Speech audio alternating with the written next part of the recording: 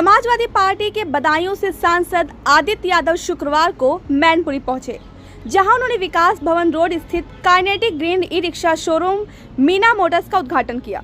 Dynamite news संवाददाता के अनुसार इस अवसर पर शोरूम संरक्षक सुखबीर यादव और सपा के कई कार्यकर्ता, जिनमें सुरेश यादव, अनिल यादव, गौरव यादव, विवेक यादव और ऋषभ यादव मौजूद रहे। आदित्य यादव का फूल मालाओं से भव्य स्वागत किया गया।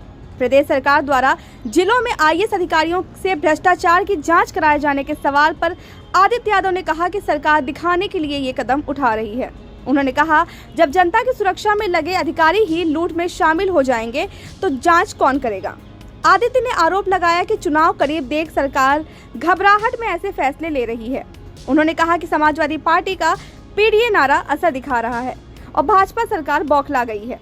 जितनी भी प्रयास सरकार कर रही है, ये दिखने में बहुत अच्छे प्रयास लगते हैं, लेकिन सवाल ये उठता है कि जो अधिकारी या जो पुलिस या जो थाने जनता की सुरक्षा ही के लिए बने हों, अगर वही लूट करने लगेंगे तो जांच भी कौन करेगा।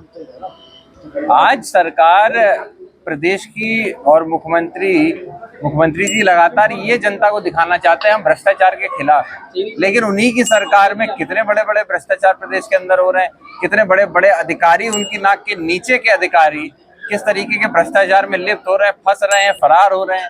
ये सारे सवाल या निशान उन पर उठता है और मैं यही कह सकता हूँ, चुनाव आने वाले हैं और चुनाव को देखते हुए, क्योंकि आदरणीय अखिलेश यादव जी ने पीडीए का नारा दिया, उसकी वजह से जो परिवर्तन प्रदेश और देश के अंदर दिखा है, उससे घबरा के कहीं ना कहीं मौजूदा सरकार ये सारे दावे कर रही है। इसके आगे प्रधानमंत्री नरेंद्र मोदी के मेरी रगों में खून नहीं सिंदूर दौड़ता है वाले बयान पर भी आदित्य यादव ने कहा कि जनता मुद्दों का जवाब चाहती है, लेकिन प्रधानमंत्री इधर उधर की बातें कर रहे हैं। उन्होंने अमेरिका के राष्ट्रपति डोनाल्ड ट्रंप के कथित बयानों का हवाला देते हुए पूछा कि पीएम उनसे जुड़े अंतर्राष्ट्रीय सवालों पर चुप क्यों हैं। आदित्य यादव ने कहा कि पहलगाम हमले के दोषियों का क्या हुआ, ये आज भी सवाल बना हुआ है। क्या सभी आतंकवादी पकड़े गए? क्या सरकार ने चूक की जिम्मेदारी ली? उन्होंने कहा कि देश के वीर जवानों और आम नागरिकों की शहादत का श्रेय किसी दल या नेता को नहीं, सिर्फ उन बहादुरों को मिलना चाहिए। प्रधानमंत्री जी जो भी बातें कह रहे हैं, जिस ऑपरेशन की बात हो रही है, जिस मुद्दे पे बात हो रही है, जनता जानना चाहती है। शुरुआत से शुरू करें तो कहाँ पे सरकार की या प्रशासन की क्या क्या चूकें रही हैं। आज जो मुख्य सवाल हैं उनका जवाब नहीं दे रहे हैं प्रधानमंत्री जी, इधर उधर की बात कर रहे हैं।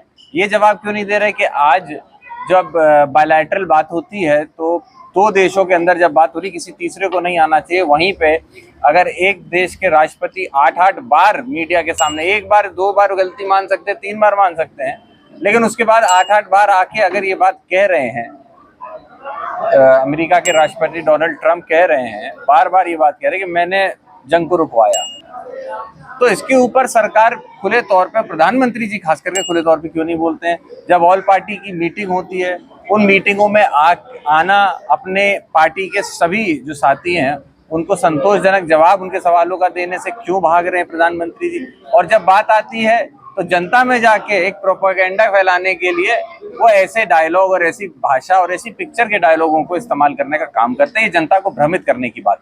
राणा सांगा टिप्पणी विवाद, एमपी एमएलए कोर्ट से समाजवादी नेता रामजी लाल सुमन को मिली राहत पर आदित्य यादव ने कहा कि ये मामला स्पीकर द्वारा समाप्त कर दिया गया था। भाजपा ने इस मुद्दे को अनावश्यक रूप से तूल दिया। यह केवल राजनीतिक रोटियां सेकने का प्रयास था। पहले भी इस बात को तो वहीं खत्म हो जाना चाहिए था जब स्पीकर ने कह दिया, संसद के राज्यसभा के स्पीकर ने कह दिया कि भाई इस बात को हम कार्रवाई से निकालते हैं, तो जब निकल गई थी तभी इसका खत्म होना चाहिए था। लेकिन अगेन उसमें भी फिर से भारतीय जनता पार्टी राजनीतिक रोटी सेकने के चक्कर में उसको इतना बड़ा तूल दिया गया, और तूल देने के बाद जब ये कोर्ट के सामने पेश हुआ तो कोर्ट ने इस चीज को समझा। उन्होंने जो बात कही थी वो कहीं ना कहीं इतिहास को देखते हुए उन्होंने बात को कहा, उस बात को रखा। अगर स्पीकर साहब को आपत्तिजनक लगा, उन्होंने हटाया, ये उनका निर्णय था।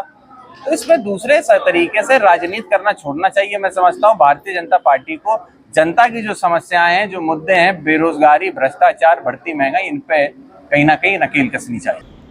आदित्य यादव ने कहा कि समाजवादी पार्टी लोकसभा में पहलगाम हमले, विदेश नीति की अस्पष्टता और सुरक्षा में चूक जैसे सवालों को मजबूती से उठाएगी। उन्होंने कहा, हम उन परिवारों की आवाज बनेंगे जिन्होंने अपनों को खोया है।